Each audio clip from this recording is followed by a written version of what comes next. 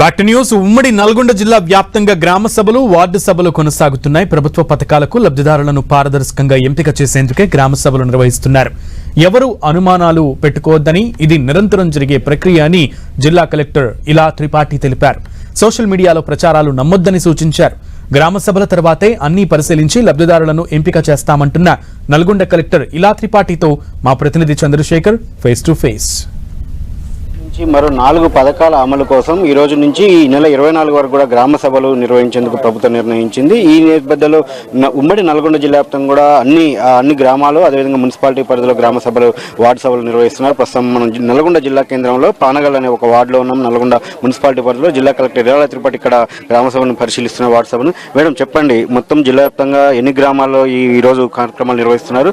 ప్రధానంగా ఏ అంశాలు ఇక్కడ పరిశీలిస్తున్నారు? మన నల్గొండ జిల్లా సంబంధించిన టోటల్ 844 గ్రామ పంచాయతీలో ఈరోజు ఒక 282 గ్రామ సభలతో పాటు 48 వార్డు సభలు ఏర్పాటు చేస్తున్నాము. 8 మున్సిపాలిటీలో ప్రతి ఒక్క వార్డు సభ కావచ్చు, గ్రామ సభ కావచ్చు, ఒక్కొక్క ప్రత్యేక అధికారిని నియమించడం జరిగింది.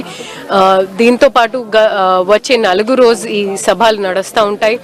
దీంట్లో మేము గత ఒక వారంలో కొన్ని ఫీల్డ్ వెరిఫికేషన్, ఇంటి సర్వే చేపట్టాము. అందులో ఉన్న మాకు ఒక జాబితా తయారు చేయడం జరిగింది. అది రైతు భరోసాలో అనర్హులు అంటే వ్యవసాయ కాని భూములు అది ఒకటి గుర్తించడం జరిగింది.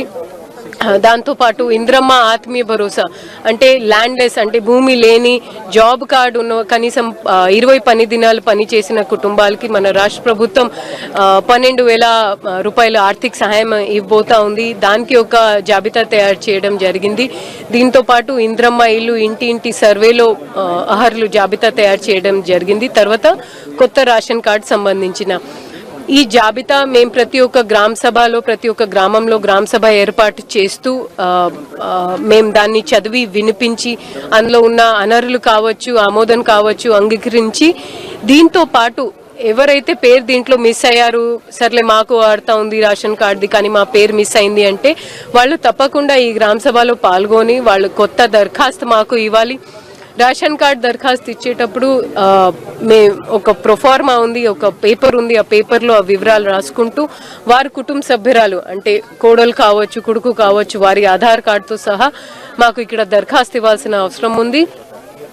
కొంతమంది తప్పని పరిస్థితిలో ఒకవేళ గ్రామ సభ లేదా వార్డు సభ అయినా వాళ్ళు అటెండ్ చేయలేని పరిస్థితిలో మా మున్సిపల్ ఆఫీస్లో, ఎంపీడీఓ ఆఫీస్లో ప్రజాపాలనా సేవా కేంద్రాలు ఉన్నాయి.